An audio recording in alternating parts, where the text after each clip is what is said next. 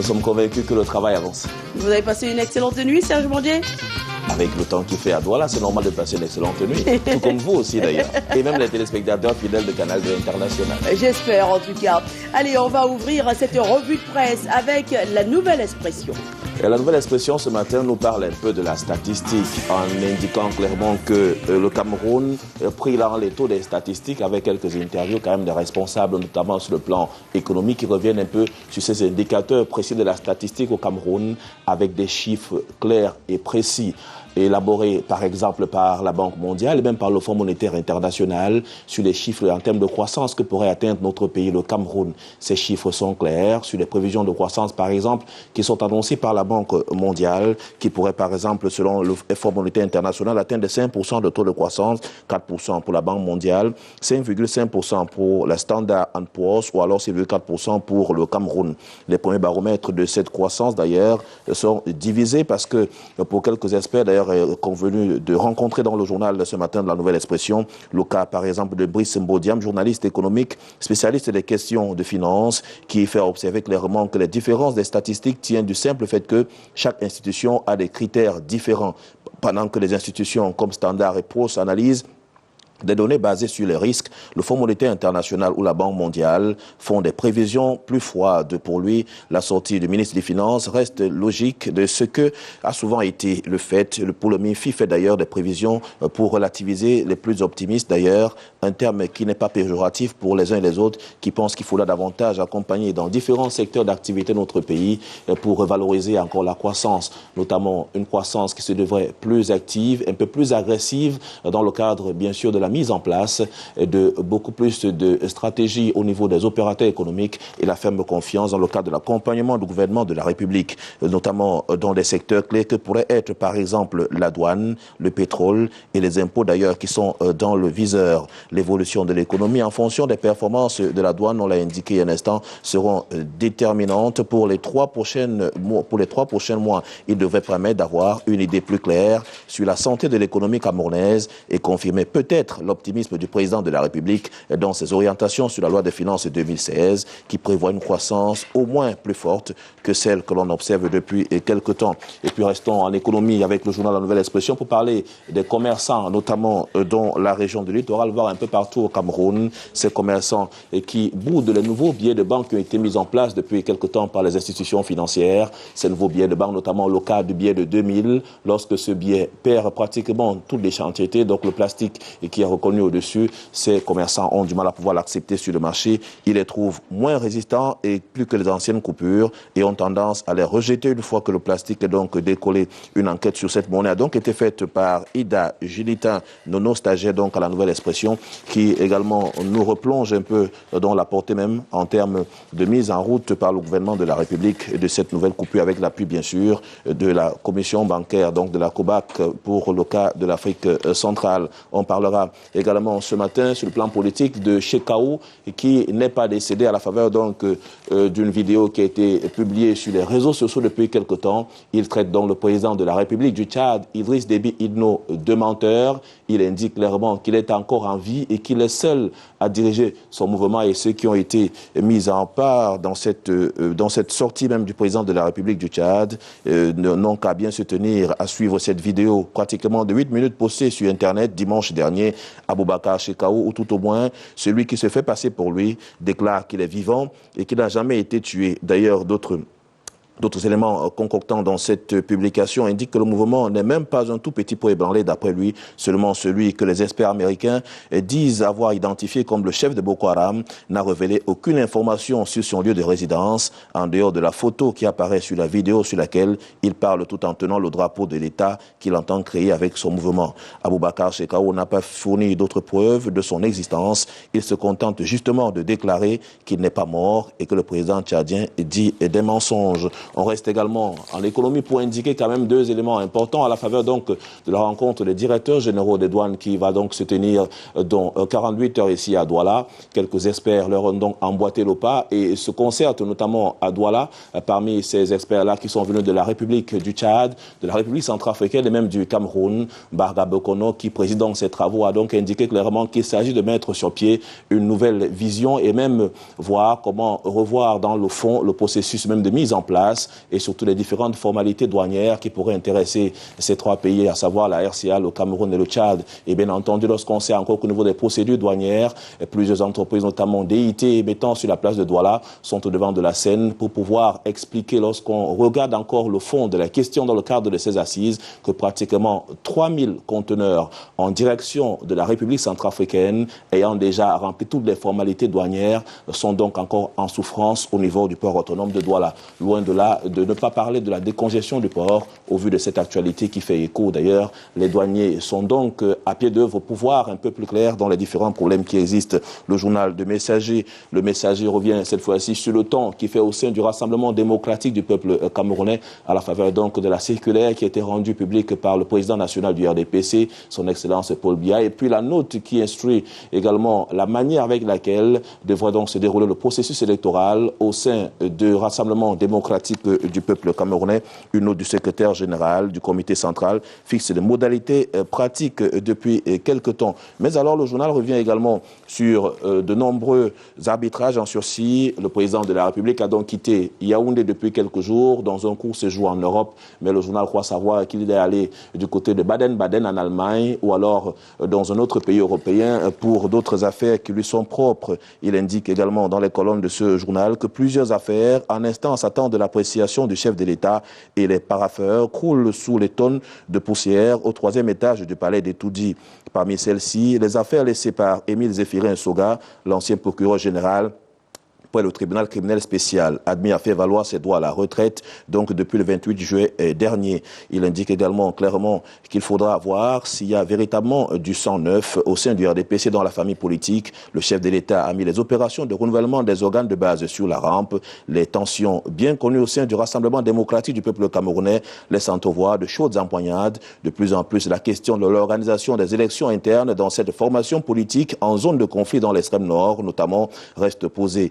L'arbitrage du président national est attendu également du sang neuf à la tête des institutions universitaires et des grandes écoles. Certains recteurs et directeurs d'écoles supérieures cumulent déjà une dizaine d'années à leur poste. D'autres éléments encore sont contenus ce matin au sein donc de la publication du journal Le Messager, qui revient quand même sur l'heure du vote qui a sonné à la faveur donc de cette note qui a été rendue également publique au sein de ce parti politique par le secrétaire général du comité central du RDPC, Jean Kueté, qui édicte d'ailleurs les modalités autour desquelles ces différents renouvellements devraient se dérouler. La note fixant donc les modalités du scrutin interne dans cette formation politique, le calendrier est laissé à l'appréciation des sections et les membres de sans sanction sont exclus de toutes ces élections-là, indique clairement le secrétaire général. Et puis on parle également du comité mis en place par Philémon Yang à la faveur donc de la gestion de droits d'auteur depuis quelque temps, et quelques présidents des syndicats sont donc montés au créneau pour indiquer clairement leur désapprobation dans le cadre de la mise en place. Ce qu'on remarque clairement d'ailleurs dans la plume de Soulé Honorio, notre confrère du Messager ce matin,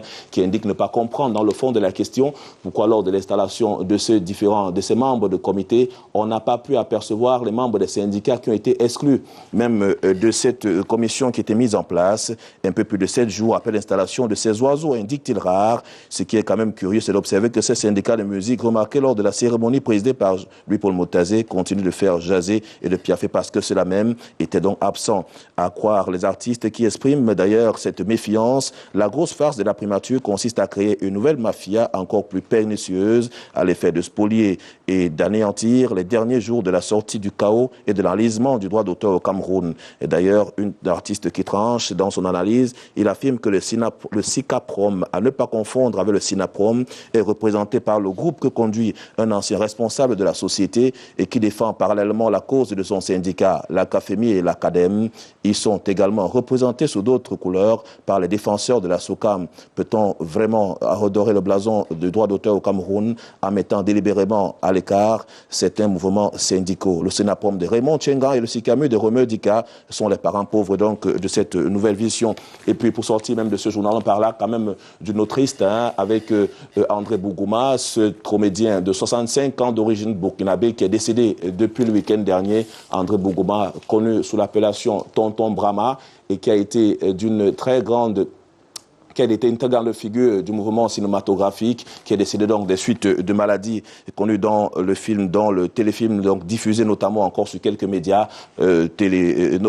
télénovelas d'ailleurs qui sont reconnus sur la place. Les Bobo Diouf perdent donc ainsi un grand homme de talent qui a porté toute son onction à la bonne marche de la culture sur le plan national. Et puis on évoque également de l'inédit au sein du journal Le Messager ce matin avec un Ben Sikiner, entre guillemets, admis à l'école normale d'administration et de magistrature du Cameroun.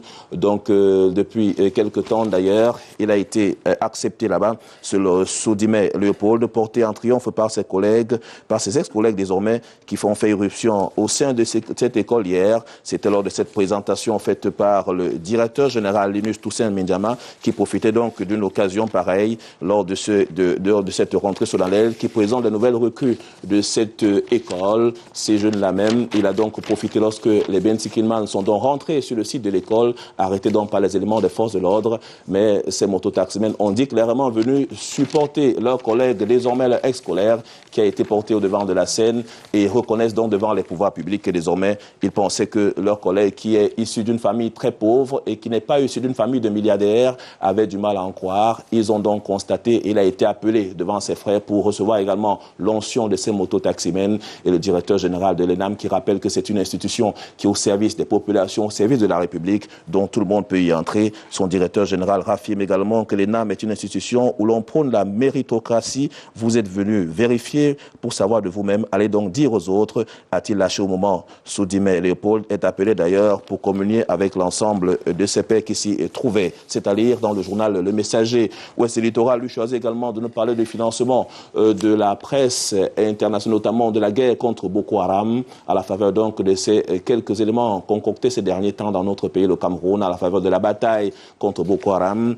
Mais ce qu'on retient aussi également dans les colonnes de ce journal, c'est la descente sur le terrain de 3 ministres de retour de ce que le journal a qualifié de poteau-poteau. Les 3 membres du gouvernement étaient donc reconduits suite donc aux inondations le 27 juin dernier, suite également à la réunion de crise tenue entre le 19 et le 20 juin 2015 à Douala suite aux inondations, avec bien sûr le ministre délégué à la chargée donc de la décentralisation de Jules Ndoré Ndongo, qui a donc également assisté à cette descente sur le terrain, où d'ailleurs le ministre en charge du urbanisme et des habitats, Jean-Claude Mouenchou, s'y retrouvait également avec autres ministres en charge donc du cadastre et donc du domaine des affaires foncières, Catherine Kounga Bessike, et des autorités administratives et même de la région du littoral, et même ces ministres ont également fait le tour de ces points saillants qui ont marqué dans les inondations il y a quelques temps dans la région du littoral et apporté des éléments précis. Pour Jules Ndongo Doré, ce qui a révolté, c'est qu'il pense qu'on aurait pu éviter d'aussi lourdes dépenses si la communauté humaine de Douala respectait le champ de prérogatives que lui offre la décentralisation. Il est clair dans cette sortie-là. On va également parler de la rencontre qui a lieu ici à Douala entre le préfet du département d'Ivory Nasmi, Paul Béa, et quelques syndicats des transporteurs, en parlant d'un cargo déguisé qui a été présenté au préfet du département d'Ivory à l'occasion donc de cette rencontre et qui a été par la suite rejeté. En parlant de ce cargo amélioré, la concertation donc avec les responsables syndicaux qui s'est tenue le jeudi dernier dans la région du littoral à Douala. Et puis autre élément d'information à contenir, les mesures de sécurité prises par les autorités administratives de la région du littoral, notamment à la suite des instructions données par le chef de l'État, le président donc régional de l'UNDP, et parle donc ce matin de ces mesures qui devaient être associées, dont le détecteur de métaux doit être couplé au scanner. Moseli Ndjebaï, le président de l'Union nationale pour la démocratie et le progrès du Cameroun, a accordé une interview exclusive donc au journal donc de Ouest Littoral pour en parler davantage dans ces nouvelles prises de position. D'ailleurs, il indique que cela devait se poursuivre à tous les niveaux, même et même sur le plan social pour que davantage l'UNDP d'abord ne verse pas dans la diversion et la distraction. Il assume donc pleinement sa responsabilité en sachant également que l'UNDP et tous ses militants souffrent plus des attaques sauvages de Boko Haram et ne sauraient donc verser dans cette diversion à cette occasion précise. On poursuit avec Dominus qui est dans les kiosques également ce matin, revient sur ce que la communauté urbaine de Bafoussam dans la région de l'Ouest investit depuis quelque temps avec un titre à la forme interrogative. Emmanuel Zété, délégué du gouvernement auprès de la communauté urbaine de Bafoussam, est-il un vendeur d'illusions à la forme interrogative? Mais des éléments d'information sont donc contenus dans ce journal ce matin pour nous parler de 6 ans seulement à la tête de la communauté urbaine de Bafoussam. Emmanuel Zété a fait beaucoup plus la ville, il a fait beaucoup plus briller la ville dans la région de l'Ouest avec à la clé l'annonce des grands projets Wambe, Zefo, Bungong. Est-il un vendeur d'illusions? D'ailleurs, on parle ce matin de l'utilisation rationnelle du plan d'occupation des sols et même également la manière avec laquelle le plan de développement urbain était observé dans cette ville de Bafoussam qui n'a rien à envier aux autres grandes villes du pays. Il fait donc avec le budget qui a été mis en place par les autorités publiques pour l'amélioration des conditions de vie des populations et même l'assainissement du cadre de vie. Le cas par exemple du marché B, le marché Casablanca. Dans ce marché, il note la construction du bloc administratif et de sécurité, l'extension du réseau d'eau, la construction des toilettes publiques, la réhabilitation et l'éclairage public donc des marchés, avec à la clé bien sûr la construction des hangars pour le secteur des bétails et de la volaille. Ici même, en parlant du marché A, il remarque également la construction des boucheries et de la construction des boutiques R+1 en face même de la boucherie. D'autres faits également sont contenus dans le journal ce matin lorsqu'on sait que le programme CD2, capitale régionale, après plusieurs autres victoires remportées pour le compte de la ville de Bafoussam, ville la plus propre de la région de l'Ouest, pour ne citer que celle-là. Emmanuel Zété a donc gagné le pari de ces renouvellements et surtout de cette mise en place. On va parler également ce matin de Maître Denise Fampou, conseiller extraordinaire de la commune d'arrondissement de Douala 2e, auréolé donc dans le cadre de cette mise en place, notamment le décret signé par le Premier ministre et chef du gouvernement d'ailleurs, à la suite donc de ce conseil communal. Il décide donc de revoir plus clair et de pouvoir rentrer en possession des marchés donc de cette commune. Donc elle est inscrite le marché central au Panthéon du patrimoine communal. C'est la principale articulation qui a envahi la session extraordinaire du conseil municipal de la mairie de Douala 2e le 16 juillet dernier. On parle également de Rock Plus ce matin, mais qui a choisi de rentrer dans les tréfonds même de la gestion de la commune de Ndjobé Pendia en parlant donc de l'ex-maire, lui indiquant clairement va-t-il suivre les pas de Blé Goudé qui du côté donc de la Cour pénale internationale, qui annonce donc la création de son COGEB en véritable parti politique pour les Rohingya au Cameroun. Va-t-il suivre ses pas? Est-il sur ses traces? Ou encore les traces de Nelson Mandela? Le journal revient clairement sur lui ce matin en parlant des différents chefs d'accusation dont il était à la base, également acquitté à la grosse différence avec les autres. Pour les Rohingya, il dit clairement sa vision politique et dit « Je ne milite pas dans les partis avec les totems » et pour cause, le RDPC n'est pas un parti où on écoute sa population et surtout les pauvres parce qu'il est convaincu qu'il est désormais en mission divine et celle de défendre les opprimés. C'est pourquoi il indique dans ses prochaines publications, notamment son plan de prédilection pour le résumé, il rentre en politique et rentre en politique, c'est le bon pour les droits de l'homme, dira-t-il clairement dans sa communication de ce matin. Et puis le journal nous parle également de l'effort de guerre qui a été consenti tout récemment par la Fédération de Russie au niveau du Cameroun, avec bien sûr l'appui de la Fédération de Russie et quelques opérateurs économiques qui ont apporté leur soutien à cette initiative. Pratiquement 99 conteneurs avec 1400 tonnes d'huile tournesol et 1500 tonnes de farine qui seront donc à destination des populations démunies dans le septentrion Cameroun. Nous sortons par le journal Le Détective ce matin qui revient également sur cette importante aide qui a été apportée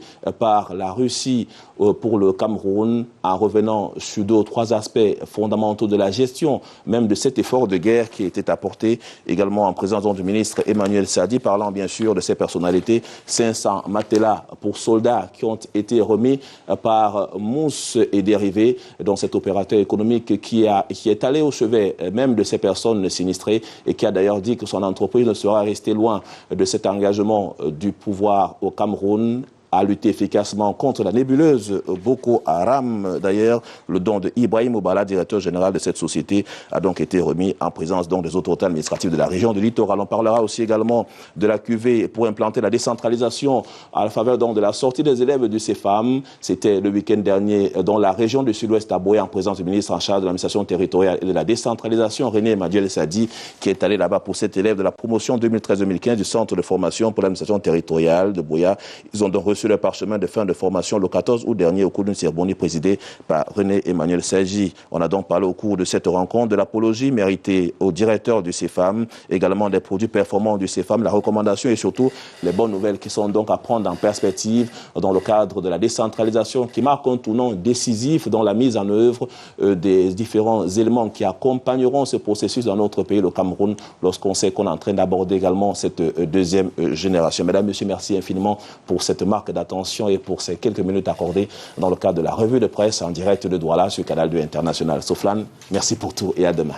À demain, Serge Bondier. Nous allons normalement nous rendre à Yaoundé. Question d'y retrouver Ghislain Pierre et Sono pour la suite de cette revue de presse. Mais il pleut énormément et du coup, nous avons quelques perturbations avec notre signal.